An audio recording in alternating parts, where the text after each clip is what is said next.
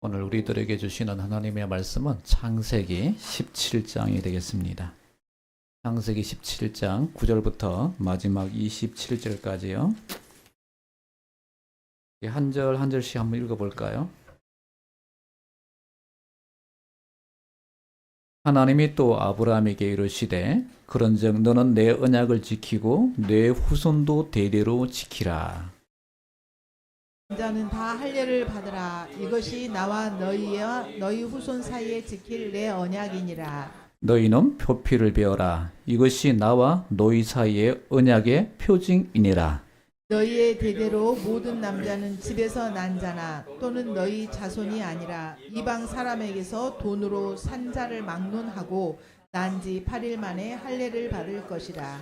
너희 집에서 난 자든지 너희 돈으로 산 자든지 할례를 받아야 하리니 이에 내 언약이 너희 살에 있어 영원한 언약이 되려니와. 할례를 받지 아니한 남자 곧 그 포피를 베지 아니한 자는 백성 중에서 끊어지리니 그가 내 언약을 배반하였음이라. 하나님이 또 아브라함에게 이르시되 내 아내 사레는 이름을 사레라 하지 말고 사라라 하라. 내가 그에게 복을 주어 그가 내게 아들을 낳아 주게 하며 내가 그에게 복을 주어 그를 여러 민족의 어머니가 되게 하리니 민족의 여러 왕이 그에게서. 아브라함이 엎드려 웃으며 마음속으로 이르되 100세 된 사람이 어찌 자식을 낳을까? 사라는 90세니 어찌 출산하리요 하고. 아브라함이 이에 하나님께 아뢰되 이스마엘이나 하나님 앞에 살기를 원하나이다. 하나님이 이르시되 아니라 내 아내 사라가 내게 아들을 낳으리니 너는 그 이름을 이삭이라 하라.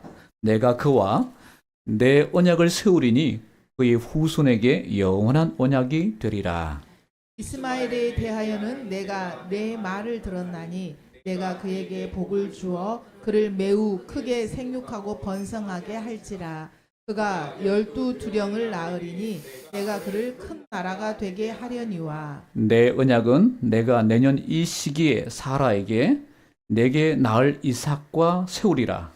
하나님이 아브라함과 말씀을 마치시고 그를 떠나 올라가셨더라. 이에 아브라함이 하나님이 자기에게 말씀하신 대로 그날에 그 아들 이스마엘과 집에서 태어난 모든 자와 돈으로 산 모든 자 곧 아브라함의 집 사람 중 모든 남자를 데려다가 그 표피를 베었으니 아브라함이 그의 포피를 벤 때는 99세였고 그 아들 이스마엘이 그 표피를 벤 때는 13세였더라.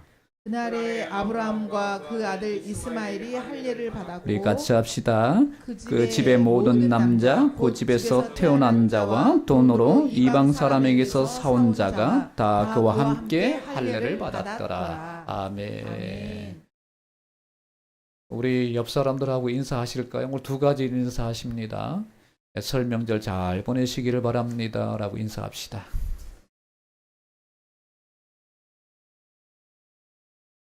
예, 한 번 더 인사하실 텐데요.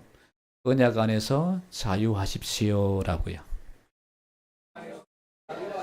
예, 언약 안에서 자유하십시오.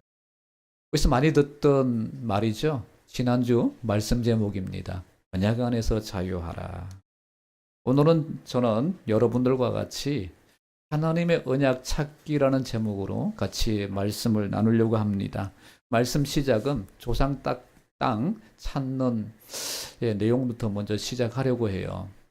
우리나라 국토부에서 조상 땅 찾는 프로젝트를 시작을 했습니다. 지금까지 찾은 그 규모가 73만 필지라 그래요. 여러분 필지라는 단어는 많이 사용하지 않잖아요.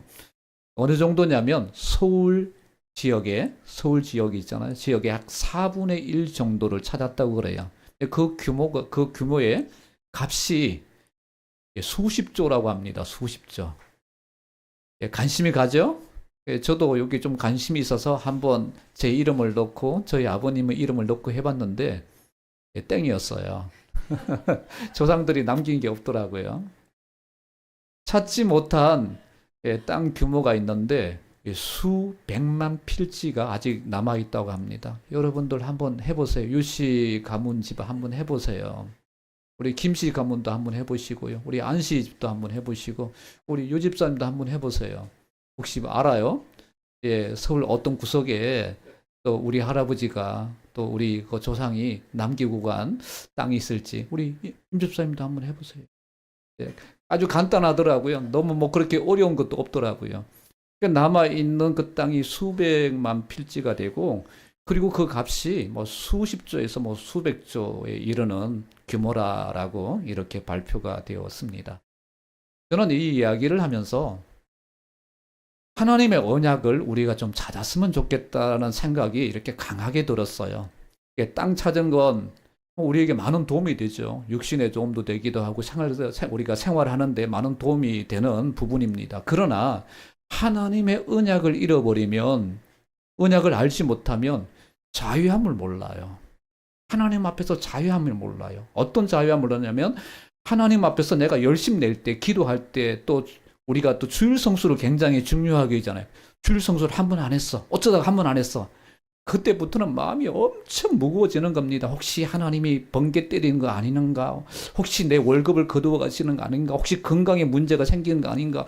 지금부터 열심을 내야지. 뭔가 따내려고. 지금까지 잘못한 걸 어떻게 모면?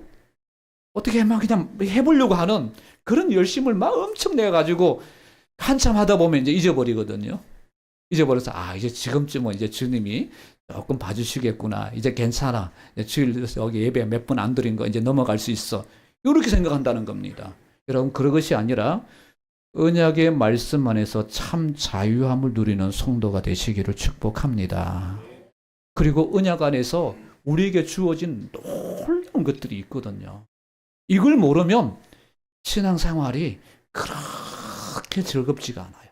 계속 율법적이에요.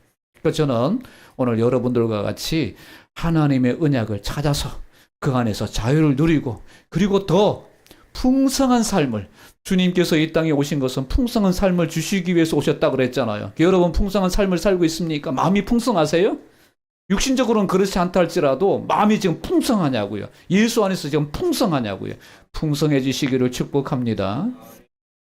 예, 이 말씀을 가지고 함께 같이 은혜를 나누도록 하겠습니다.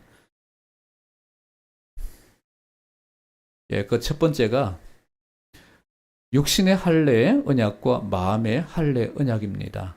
아브라함에게 하나님이 언약을 하시잖아요. 뭐라고 언약하시나요? 아브라함아, 내가 너에게 땅을 줄게. 오늘 우리들에게는, 아브라함에게는 이 눈에 보이는 땅이었지만 우리는 영원한 나라인 줄 믿습니다. 하나님 나라예요. 사라지지 않은 하나님 나라를 우리에게 약속했어요. 그리고 우리는 우리뿐 아니라 우리를 통해서 많은 사람들이 우리를 통해서 복을 받으며 하나님의 자녀가 되어지며 많은 하늘 가족이 되어지는 자녀가 되어주는 축복을 우리에게 허락해 주셨어요. 그리고 우리는 영적인 자녀를 많이 낳을 수 있는 그런 존재가 되었다고요. 육신적인 자녀도 귀하지만 영적인 자녀를 낳을 수 있는 그런 사람으로 우리를 품어주셨어요. 할렐루야. 들을 귀 있는 자는 들을지어다. 깨달으시기를 축복합니다. 그리고 주권, 하나님의 주권을 우리에게 주셨다면, 아브라함에게 이렇게 약속을 하십니다. 약속을 하시고 난 다음에 주님이 우리 증표를 하나씩 가지자. 너에게 증표가 있어야겠는데 그 증표가 있었으면 좋겠다라고 말씀을 하세요. 그게 바로 할례이거든요. 지난주에 저희 교회가 저희 교회가 계약을 했습니다. 저희 교회가 계약을 한 게 아니라 다른 분이 저희 교회를 계약을 하셨어요. 계약을 하는데 그냥 단순하게 우리 주인 되시는 박 집사님하고 그분 여 목사님하고 만나가지고 우리 계약합시다. 네, 알았어요. 돈 주고 이렇게 끝나는 게 아니더라고요. 증표가 있더라고요. 뭘 해야 돼요? 계약서를 써야죠.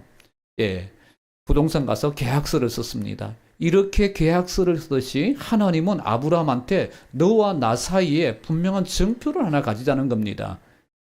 그러면서 아브라함아, 너 할례를 행해야 돼. 할례를 행하는데 그 할례는 여러분 아시죠? 남자의 상징인 그 표피를 잘라내야 돼요. 그것도 8일째, 태어난 지 8일째마다 표피를 잘라내라라고 말씀을 하셨고, 그 대상은 아브라함 한 사람만 아니에요. 주님은 분명히 이렇게 얘기합니다. 아브라함과 이스마엘과 내가 집에서 길린 사람과 그 집안에 있는 모든 남자, 모든 남자들은 다 표피를 잘라라, 할례를 행하라 라고 말씀을 하셨고, 하지 않으면 백성 중에서 끊어진대요. 그러니까 증표가 굉장히 중요함을 말씀하시잖아요. 그러니까 아브라함에게 이렇게 할례를 말씀하신 것처럼 오늘 우리들도 분명한 증표가 있어야 할 줄 믿습니다. 그러면 아브라함이 했으니까 그럼 나도 우리 아들이 태어나면 8일 만에 할례를 행해야 되는구나. 이게 육신적인 할례를 말하는 것이 아님을 여러분 아시길 바랍니다. 아브라함에게는 할례를 얘기했지만 오늘 우리들에게 필요한 증표가 있어요. 이 증표가 무엇인지 여러분 뭘까요? 어떤 증표를 가져야 할까요? 오늘 제목과 똑같아요. 아브라함에게는 육신의 할례의 언약이 있었다면 우리는 마음의 할례가 있어야 할 줄 믿습니다. 마음의 할례야. 여러분 마음의 할례를 받으셨나요? 여러분 마음의 할례를 받으셨나요? 그러니까 육신의 할례는 이게 사라질 수도 있고 영원하지 않습니다. 그러나 마음의 할례가 굉장히 중요하다고 말씀을 하고 있습니다. 바울이요 빌립보서 4장에 이렇게 얘기해요. 나는요 베냐민 지파예요. 뼈대 있는 가문이라는 거죠. 괜찮은 가문이라는 거죠. 그리고 저는 8일 만에 할례를 행했어요. 그리고 유명한 선생님 밑에서 제가 공부를 했습니다.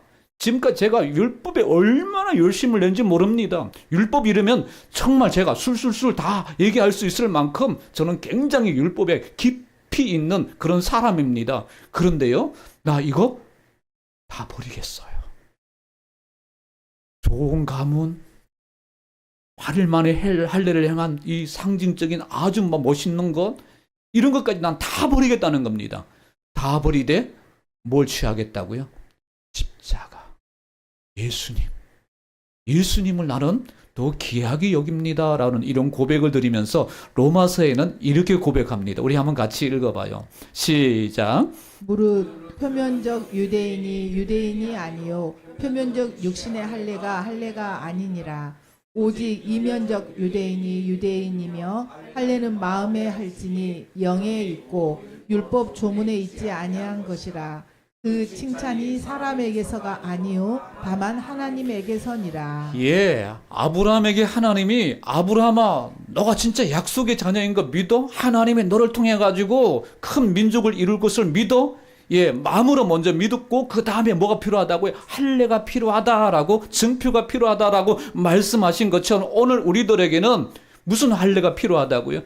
겉에 드러나는 이 표면적 할례가 중요한 게 아니라 마음의 할례가 중요함을 말씀하고 있는 겁니다. 오늘 사랑하는 성도 여러분, 마음의 할례를 받으시는 은혜가 있기를 바랍니다. 어떤 할례요? 나 죄인이에요. 누구 앞에서요? 하나님 앞에서 죄인이었는데 예수님을 믿음으로 인하여서 나는 구원받았어요.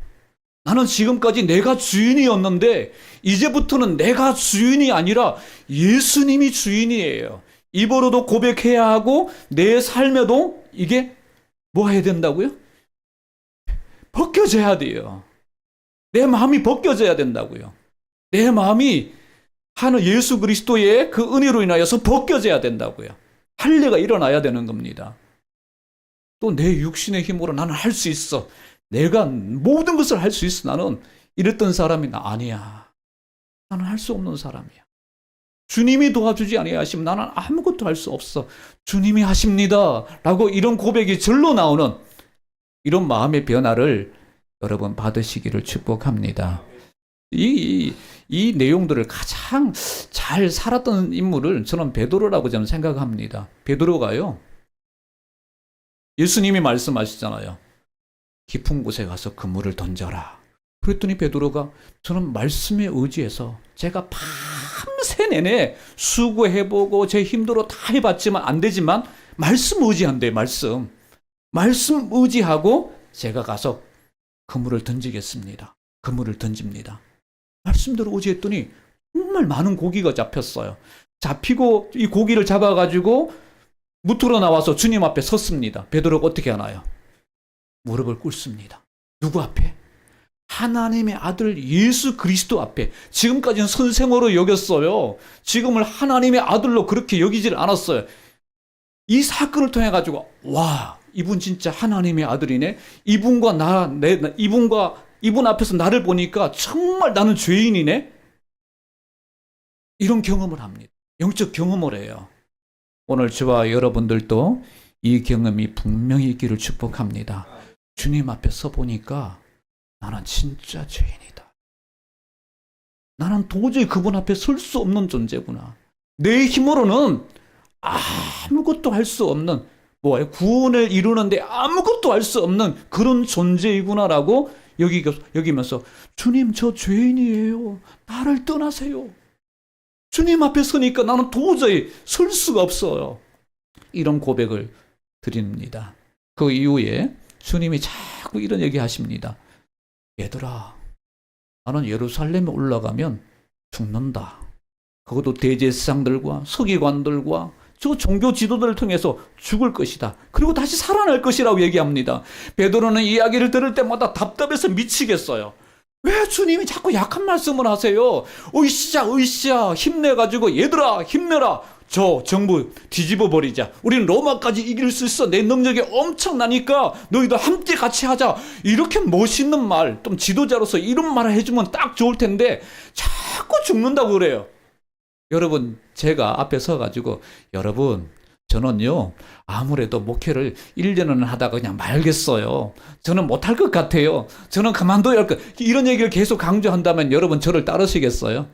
아이고, 저 교회 나가봐야 은혜 되는 것도 없어. 목사님이 매일마다 죽는다고 얘기하고 목사님이 매일마다 안 된다고 얘기하는데 계속 되겠어? 아마 그러지 않겠어요? 베드로가 그런 입장이에요. 막 답답해 미치겠어요. 그래서 한 번은 그 얘기를 하시니까 예수님을 떡 붙들고 예수님, 제발 그 얘기 좀 그만하세요. 제가 있잖아요.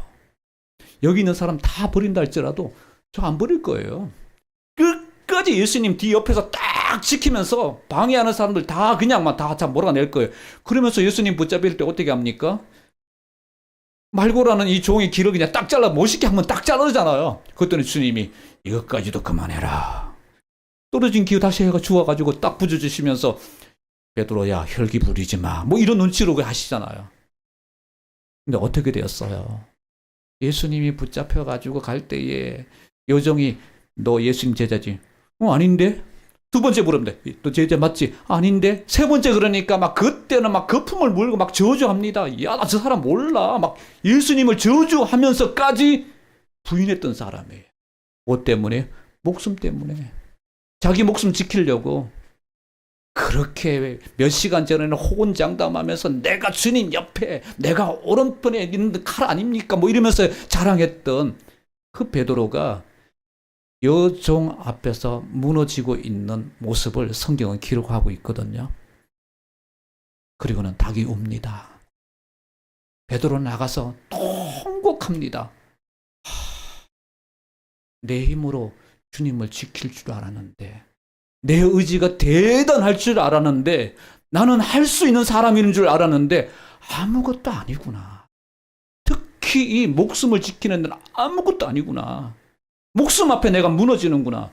자기 연약함을 깨닫습니다. 어떤 경험을 했나요?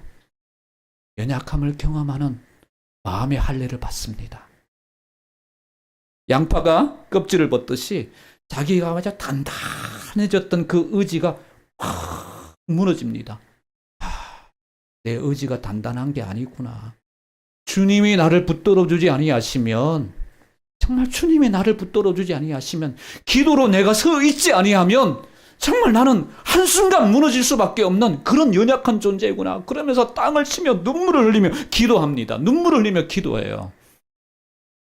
또 깨지거든요. 마음의 할례를 받거든요. 그러다가 마지막 세 번째, 주님이 약속합니다. 오직 성령이 너희에게 임하시면 너희가 권능을 받고 예루살렘과 온 유대와 사마리아 땅끝까지 이르러 내 증인이다. 성령을 기다리라고 합니다. 주님이 계속 반복하신 얘기거든요. 내가 가면 성령 올 거야. 내가 가면 그 성령이 보혜사로서 너희들을 도와줄 거야. 성령이 너희들을 함께하면 너희들은 담대해지며 내 일을 하게 될 거야. 계속 약속하세요. 성령이거든요. 베드로가 이 마음을 깨닫고 사도행전 보세요. 전심으로 기도했더라. 자, 목숨 걸고 기도한 겁니다. 약속하신 그 성령을 위해서 막 기도합니다. 성령이여, 성령이여. 여기 모인 120명에게 성령의 충만함을 돌라고. 할렐루야. 오늘 저와 여러분들에게도 성령의 충만함이 임하시기를 축복합니다. 성령이 아니고서는 예수님을 주라고 신할 수도 없고요. 성령이 아니고서는 사람들 이길 수도 없고요. 성령이 아니고서는 아무것도 감당할 수가 없어요. 저는 어제 우리 지수 자매를 만났는데요. 깜짝 놀랐어요. 와, 지수가 옛날 지수가 아니에요. 이렇게 성령 충만할 줄. 임 집사님과 김 집사님 밑에 이런 아이가 태어났다고? 와, 아니 거의 몇 개월 전에 만났거든요. 몇 개월 전에 만났던 지수가 아니에요. 너무너무 막 이렇게 변화되어진, 입에서요 막 따발창도 그런 따발창이 아니야. 성경에서 어떤 일이 있었니? 다다다다다다다다다다다 막 5분간 막 설명하는데 멈추질 않아. 이거 우리 김 집사님 이거 스타일인가? 임 집사님 아니야, 이건 성령 스타일이야. 얼마나 말을 잘하는지 막 다다다다다 멈추질 않고 막, 아, 성령 충만하면 이렇구나. 베드로가 그랬어요. 베드로가 그렇게 기도했을 때에 성령이 임하십니다. 약속하신 성령이 임해요. 성령이 임하면서 그들에게 방언이 임합니다. 방언, 우리 랄랄라 방언 아니에요. 그 120명에게 임한 방언은 각국 방언이에요. 영국 방언, 그 주변에 있는 여러 많은 나라 말들이 있잖아요. 그 방언이 임했어요. 우리 교회도 이렇게 임했으면 좋겠어. 태국 가기 전에 막 임해가지고 갔더니 막 깜숙 하면서 막 부르는데 막 태국 말로 깜숙. 어제 막 그걸 행복이라는 찬양 몇 번 들어봤는데, 이거 큰일 났다, 진짜 큰일 났다. 이거 방언도 아니고 이거 말을 어떻게 맞출까 막 걱정이 지금 태산입니다, 사실은. 그런데 제자 12에게 방언이 임했어요. 방언이 임하면서 그들이 변화가 옵니다. 나가서 복음을 전하는데요. 그렇게 숨어가지고 예수님이 부활하시고 난 다음에 약 40일 기간이 있었잖아요. 다 숨어 있었어요. 죽음 때문에. 로마 병정단한테 붙들리면, 유대인들에 붙들리면 죽을 줄 알고 다 숨어 있다가 드디어 성령이 임하니까 문을 열고 확 나옵니다. 오늘 저와 여러분들에게도 성령의 충만함으로 인하여서 여러분이 닫아놓고 있는 그 문을 확 열고 나오시기를 축복합니다. 할렐루야. 나갔어요. 성령의 도우심으로 나갔어요. 그리고는 길거리에서 막 외칩니다. 예수가 주라고요. 그렇게 잠잠하고 막 두려워서 떨던 그 제자들이 나가서 외칩니다. 예수가 주입니다. 예수가 그리스도입니다. 예수가 구약에 예언하신 바로 그 메시아입니다. 여러분 믿으세요. 그랬더니 이 메시지를 들은 사람들이 막 반응이 막 일어나요. 지금까지는 막 전화하면 막 돌 던지고 막 죽이려고 했던 사람들이 반응이 일어나기를 회개하고 돌아서고 예수 믿는 사람들이 하루에 3,000명, 5,000명씩 막 늘어납니다. 무슨 역사예요? 성령의 역사예요. 베드로는 그 순간, 성령이 도와주셔야 되는구나. 성령이 우리 자녀를 도와주셔야 하고, 성령이 우리 부모님을 도와주셔야 하고, 성령님이 우리 성도님들을 도와주셔야 하고, 도와주실 때만이 제자의 삶을 살고 하나님의 영광을 위하는 삶을 살게 되는구나. 성령이 없으면요, 계속 우리가 무슨 생각하냐면 인간적인 생각해요. 육신의 생각해요. 어떻게 하면 좀 즐길까? 어떻게 하면 좀 더 많이, 이렇게 육신적인 생각만 계속 합니다. 그러나 육신적인 생각과 성령의 생각은 어떻게 한다고요? 계속 충돌이 생기죠. 그럼 어떻게 이길 수 있어요? 성령이 충만해요. 성령 충만해요. 사랑하는 우리 성도 여러분, 말씀의 제목처럼 육신의 할례가 아닌 마음의 할례를 받는 성도들이 되시기를 축복합니다. 한번 여러분에게 질문을 드릴게요. 나는 마음의 할례를 받았나? 나는 마음의 할례를 받나? 나는 정말 죄인이었는데 그리스도가 나를 위해서 죽으시고 부활하신 사건은 우리 영호 형제를 위한 사건이 아니라, 사건이기도 하지만 내 사건이야. 말 잘못해서 큰일 나겠어요. 저번의 사건도 되기도 하지만 진짜 사건은 나를 위한 사건이에요. 내 힘으로는 안 되지만, 내 힘으로는 안 돼. 정말 내 힘으로는 안 돼.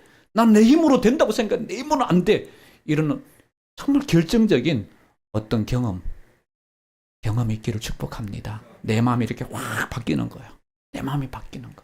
한나가 마음이 확 바뀌었듯이 오늘 아브라함이 할 일을 행해서 그 끝이 바뀌었던 것처럼 여러분 마음이 이렇게 확 바뀌는 시간이 있기를 바랍니다.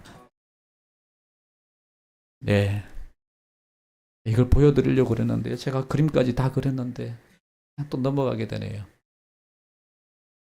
그들이 다 성령의 충만을 받고 성령의 불이 다 이렇게 임했어요. 불같이 성령이 갈라지는 성령이 그들에게 임했다고 했으니까 가장 좋은 표현은 이거 표현이 아닐까라는 생각이 들었습니다. 두 번째는 개인적인 만남과 언약 속에 뿌려진 가라지입니다. 하나님이 다시 아브라함에게 이렇게 말씀하십니다. 아브라함의 이름을 바꿔주셨죠. 아브라함을 아브라함으로 바꿔주셨죠. 그리고 사례를 사라로 바꿔주십니다. 우리 15절 16절 한번 같이 읽어보실까요? 시작. 하나님이 또 아브라함에게 이르시되 내 아내 사레는 이름을 사레라 하지 말고 사라라 하라. 내가 그에게 복을 주어 그가 내게 아들을 낳아주게 하며 내가 그에게 복을 주어 그를 여러 민족의 어머니가 되게 하리니 민족의 여러 왕이 그에게서 나리라. 아멘. 우리는 먼저 지난번에 나눴던 말씀을 한번 생각을 해보세요. 하나님이 아브라함, 그러니까 존귀의 아버지 아브라함을 아브라함으로 바꿔주십니다. 하나님이 계명시켜 주시거든요. 정체성을 바꿔주시거든요. 열국의 아버지로 이름을 바꿔주십니다. 그렇다면 부부도 같이 갈 수 있잖아요. 남편이 이름 바뀌네, 계명되었네, 남편 믿음이 좋네. 그러면 나도 같이 거기서 따라서 뭐 이렇게 같이 갈 수 있잖아요. 근데 하나님은 아브라함의 이름을 바꾸어 주신 것처럼 사라의 이름도 바꾸어 주십니다. 그러니까 사례라는 여주인 뜻이고 사라는 열국의 어머니 이런 뜻입니다. 한 집의 어머니를 열국의 어머니의 이름으로 하나님이 바꾸어 주셔요. 이 바꿔주시는 것을 보면서 믿음은 개인적이다라는 걸 우리가 찾아볼 수가 있습니다. 같이 이런 예를 듭니다. 우리 엄마 아빠가 엄청 열심히세요. 주일날 나오면요. 죄에서 자유를 얻게 하면 얼마나 박수 열심히 치고 그러는지요. 제일 앞에서 막 뜨겁게 막 목소리는 막 다른 사람에 비해서 막 더 막 큰 목소리를 부르시는 그렇게 열심히 있는 우리 부모님이세요. 거기다 직분도요. 장로 직분에다가 권사 직분에다가 막 입에서 막 침을 튀기면서 열심히 기도하는 그런 분이에요. 그렇게 열심히 믿으니까 우리도 그냥 자연스럽게 구원도 받고 우리도 이렇게 자랑스러운 신앙생활을 하고 있어요. 라고 한다고 구원받을 수 있습니까? 하나님과 이렇게 만남이 있습니까? 그렇지 않다는 겁니다. 믿음은, 신앙은 개인적입니다. 할렐루야. 아브라함과 사라가 그 이름이 바뀐 것처럼 여러분들도 개인적으로 주님을 만나셔야 합니다. 우리 장로님이 열심히 한다고 해서 우리 권사님한테 도움은 되죠. 그러나 권사님도 주님을 깊이 만나야 하고요. 집사님도 주님을 깊이 만나고요. 제가 열심히 낸다고 또 우리 사모님도 개인적으로 주님을 만나고 통일합니다. 할렐루야. 신앙은 개인적이다. 누가 열심히 한다기 때문에 같이 이렇게 그런 건 아니라는 걸 꼭 기억하시길 바랍니다. 그리고 신앙은 개인적이면서도 공동체적인 것이 있다는 것입니다. 아브람과 사라가 두 사람이 부부입니다. 개인적으로 주님을 만났어요. 따로 떨어져 사는 거 아니잖아요. 같은 천막에서 부부로서 같이 공동체 생활을 하잖아요. 오늘 저와 여러분들도 갈수록 우리 교회들이요 약해지는 게 있어요. 공동체가 약해지고 있어요. 개인적인 신앙은 아주 강해집니다. 혼자서 큐티하기도 하고 성경을 읽기도 하고 열심히 내기도 하고 혼자는 아주 열심히 냅니다. 근데 다른 사람들과는 교제는 다 끊어버려요. 열심히 다른 사람과는 프로가 하지 않습니다. 큰 교회는 더 합니다. 큰 교회는 몰래 가서 예배를 드리고는 오늘 은혜 받았어. 목사님 말씀이 정말 나한테 주는 메시지야. 그리고는 모임합시다 그러면 몰래 빠져가지고는 집으로 토끼입니다. 도망을 갑니다. 공동체 생활을 하지 않아요. 그러나 성경은 개인적이면서도 공동체 신앙을 잘 해야 된다라고 오늘 말씀을 해주고 있습니다. 예, 저는 이 말씀보다 더 중요한 이 말씀을 좀 전하려고 하는데요. 언약 속에 뿌려진 가라지를 조심하라는 겁니다. 아브라함이요, 하나님이 지금 사라의 이름을 바꿔줬더니 이렇게 얘기합니다. 하나님, 우리 나이가 지금 몇 살인 줄 아세요? 저 나이 99세고요. 사라 나이는 90세예요. 웃으면서 얘기합니다. 좀 황당하다는 얘기죠. 하나님이 두 사람한테 이삭을 계속 자녀를 주신다 그러니까 지금 황당한 겁니다. 만약에 저한테, 저희 사모랑 저한테 넷째를 줄 거야 그러면 하나님 이거 가능성이 없는데요. 벌써 이게 크게 막 수술도 하고 뭐 그래서 가능성이 없는데요 하면서 웃으면서 황당하다 그럴 겁니다. 근데 지금 아브라함이 지금 그런 얘기 하는 겁니다. 지금 나이가 너무 들어서 안 돼요. 그러면서 하는 말이 뭐라고 그러냐면 13년 전에 하갈을 통해 낳은 아들 하갈이 있습니다. 하갈의 아들 이스마엘이 있습니다. 이 아들을 제가 믿음의 가문에서 계속 이어가면서 이 아들이 지금 중요하니까 이 아들을 했으면 좋겠습니다. 이런 이야기합니다. 굉장히 인간적으로 보면 굉장히 맞는 말이에요. 그러나 주님은 뭐라고 하셨죠? 내가 너에게 믿음의 씨앗을 줄게. 믿음의 자녀를 준다는 겁니다. 하나님은 언약의 자녀를 주신다고 얘기하는데 아브라함은 아닙니다. 저는 육신적으로 낳은 저 이스마엘이면 충분합니다. 지금 하나님의 약속과 자기의 생각이 지금 충돌이 생겼어요. 여러분, 이럴 때는 어떻게 해야 합니까? 어떤 게 맞나요? 저는 이 말씀보다도 지금 아브라함이 왜 이런 생각을 하고 있는지를 같이 나누려고 해요. 아브라함이 왜 이런 생각을 하고 있나요? 이것이 바로 신약에서 말씀하는 가라지입니다. 하나님은 지금 여기다가 아브라함에게 좋은 씨를 뿌렸어요. 믿음의 씨, 너 태어날 거야. 그러는데 지금 이 가라지, 아브라함이 지금 생각하고 있는 이 가라지, 언제 생겼어요? 주님이 이렇게 얘기하세요. 예수님이. 내가 좋은 씨를 내가 많은 사람들 마음에 씨앗을 뿌린대요. 뿌린데 그 종들이 와가지고 하는 말이, 주인이요, 우리는 나가서 좋은 씨를 뿌렸는데 들여보니까 가라지가 났습니다. 이 가라지가 어떻게 생긴 겁니까? 네, 이런 겁니다. 혹시 저는 농부의 아들이기 때문에 이걸 너무너무 이게 쉽게 이해를 했어요. 그러니까 여러분들 이해하십니까?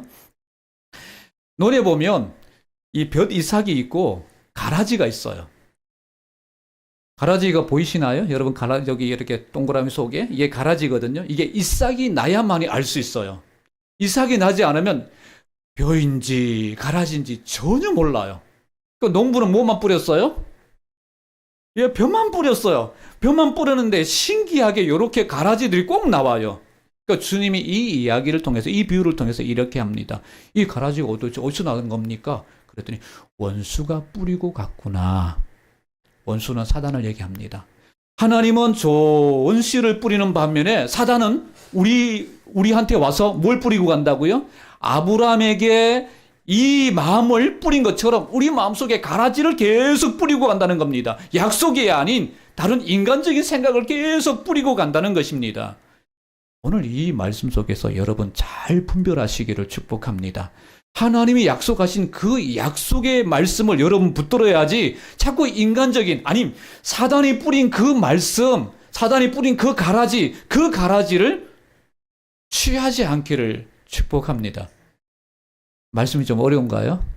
아니죠. 다 이해되시죠? 잘 분별해야 되는구나. 하나님의 언약의 말씀과 또 사단이 뿌린 이 가라지가 있음을 알고 내가 언약의 말씀을 붙드는 성도가 되어야겠구나라는 것입니다. 마지막 세 번째입니다. 세 번째는 온전한 순종이에요. 할렐루야. 온전한 순종하시기를 축복합니다. 온전한 순종의 길을 갖기를 바랍니다. 우리 옆 사람들한테 인사합시다. 온전한 순종의 길을 갑시다 라고요. 아브라함이 하나님의 말씀을 다 듣고 아브라함은 아니란다. 너와 사라를 통해 가지고 내가 좋은 씨를 주었고 그것을 통해 가지고 이삭을 낳게 될 것이며 그 이름을 이삭이라 하라라고 말씀을 다 증거하시고 그리고 떠나십니다. 떠나고 난 다음에 23절이에요. 아브라함이 어떻게 했는지 같이 읽어봅시다. 시작. 이에 아브라함이 하나님이 자기에게 말씀하신 대로 이날에 그 아들 이스마엘과 집에서 태어난 모든 자와 돈으로 산 모든 자 곧 아브라함의 집 사람 중 모든 남자를 데려다가 그 포피를 베었으니. 예. 23절 한번 잘 보세요. 아브라함에게 말씀하셨는데 아브라함이 어떻게 했는지. 이에 아브라함이 하나님이 자기에게 말씀하신 대로, 순종은 여기에요. 말씀하신 대로 했어요. 또 그 날에 바로 말씀하시자마자 그 날에 그 아들 이스마엘과 주님이 말씀하신 대상들 있죠? 그 대상들 모두에게 표표를 자르고 할례를 행했습니다. 저는 여기서 온전한 순종은 이거라고 생각합니다. 하나님이 말씀하신 대로 하는 것입니다. 우리는 아브라함이 뺄 수도 있잖아요. 뭐 예를 든다면 나와 이스마엘과 그리고 내 좀 친한 종들, 그 종들 다 데려와라. 뭐 그들만 하면 되지 뭐 라고 할 수 있잖아요. 근데 말씀하신 대로 다 데려오고 어린아이서부터 노인들까지 싹 다 말씀대로예요. 할렐루야. 오늘 저와 여러분들 내가 어떻게 그럴 수 있잖아요. 그런 생각할 수 있잖아요. 뭐 적당히 아니면 내가 편한 대로 할 수 있잖아요. 편한 대로가 아니라 순종이라는 말은요. 말씀하시는 대로입니다. 할렐루야. 그리고 내일 하지 뭐. 그 다음날 하지 뭐. 자꾸 미룰 수 있잖아요. 미룰 수 있는데 지금이요, 지금. 여러분, 지금이 지금. 말씀하시면 미루거나 다음이 아니라 지금이요. 그날에 지금. 이렇게 순종하는 성도가 되기를 축복합니다. 마지막 결론을 이 이야기를 하고 마칠까 합니다. 믿기 어려운 이야기인데 실화입니다. 나태주 시인에 나온 내용인데요. 한 무명 작가가 시한부 삶을 선고받았어요. 이분은 무명 작가의 소설을 쓰는 무명 작가입니다. 그러니까 책을 내면 책이 그렇게 잘 팔리지는 않았어요. 근데도 그렇게 열심히 책을 쓰다가 이제 사형 선고를 받았잖아요. 시한부 삶을 선고받았잖아요. 그래서 이 많은 책을 어떻게 할까 고민하다가 도서관에 다 이제 기증하기로 했어요. 다 기증하는데 자기가 쓴 소설책도 같이 이제 몇 권을 이제 기증하기로 했습니다. 다 기증을 했습니다. 얼마 후에 이제 죽었어요. 죽었는데 몇 년 후가 됐는데 그 도서관에 놀라운 일이 벌어졌어요. 한 대여자가 이분 소설책을 대여하고 끝까지 다 읽은 겁니다. 끝까지 다 읽고 그 끝 페이지에 보니까 뭐가 있었을까요? 계좌번호와 비밀번호가 적혀 있었어요. 그러니까 이 무명 작가가 뭘 하냐면 자기 책을 읽어준 것에 대해서 너무 감사해서 자기가 있던 이 재산, 통장인 재산, 그 재산을 정리해가지고 계좌번호와 이러면 여러분 도서관 찾아가야겠죠, 그죠? 그리고 책을 다 읽어야겠죠. 그러니까 그게 계좌번호랑 있는 겁니다. 그래서 이 무명 작가가 자기 책을 읽어준 것에 대해서 너무 감사해서 마지막 페이지에 계좌와 그리고 비밀번호를 적어둔 것입니다. 저는 이 내용들을 보면서 오늘 말씀과 같이 이런 생각을 해봤습니다.